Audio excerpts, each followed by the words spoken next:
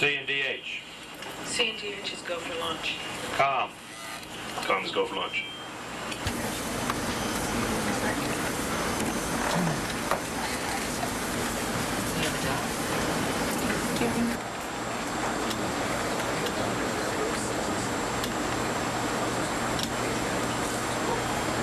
Ten, 9, 8, 7, 6, 5, 4, 3, 2, main engine start, 1, ignition and liftoff of the Delta rocket carrying Gravity Probe B, testing for truth in the physics of our universe. 10 seconds into flight. All systems are functioning well on board the Delta II at this time.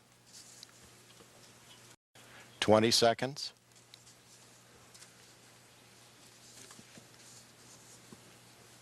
First stage looks good. 30 seconds into the flight. Solid rocket booster performance looks good. We are now through the sound barrier.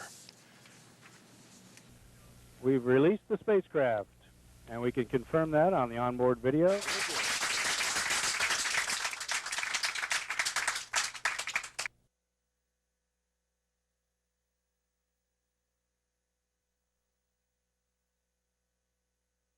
Gravity Probe B is a test of Einstein's theory, the first one actually ever done in which we are measuring the effects around the Earth.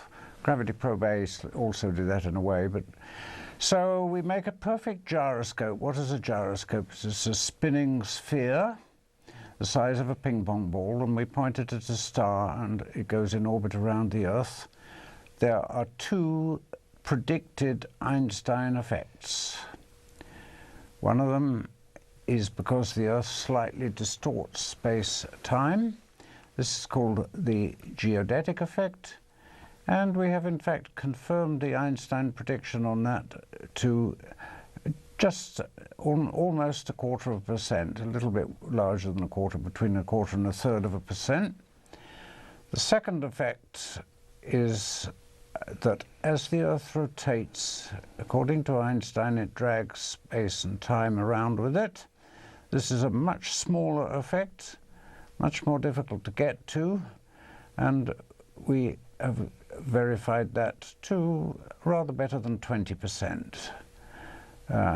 And this is done by an experiment which has a telescope and 4 different gyroscopes, all spinning spheres, and they all give results that agree with each other, which is why we're so confident in it. What Einstein discovered was that gravity has the effect of distorting space and time, and that's really how, in his theory, gravity works.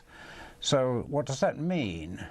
Imagine drawing a circle 4,000 miles radius, and it was in empty space, and you would find, of course, in empty space that the circumference of this circle is 2 pi times the radius. We all know that. But Einstein says that if you then imagine picking up the Earth and sliding it inside this 4,000-mile radius circle, if you could measure radius and circumference, it would be a little bit less than, the circumference would be a little bit less than the 25,000 miles that we know is the circumference of the Earth. So then the question is, well, how much less? The answer is 1.1 inches. It's a somewhat bigger effect around the sun, and of course when you get to objects like black holes, it becomes enormous, except I don't recommend anyone to get near a black hole. And so our geodetic measurement is really almost a perfectly close measurement of that effect. So we've measured it to a fraction of a percent, and that means if you translate that back into inches, we've read the 1.1 inch difference to 0.003 of an inch. And that's a sort of rather remarkable thought. The other effect, very extraordinary, is that according to Einstein, as the Earth it rotates, it drags space around us. You can picture what this means if you think of the Earth immersed in honey. And then you would picture the honey being dragged around with the rotating Earth, and if you had a straw or something in the honey will get dragged around with the earth. This is actually quite a good analogy. I mean, it really works in detail as well as in just giving you a feel for it. And that is a unique consequence of Einstein's theory.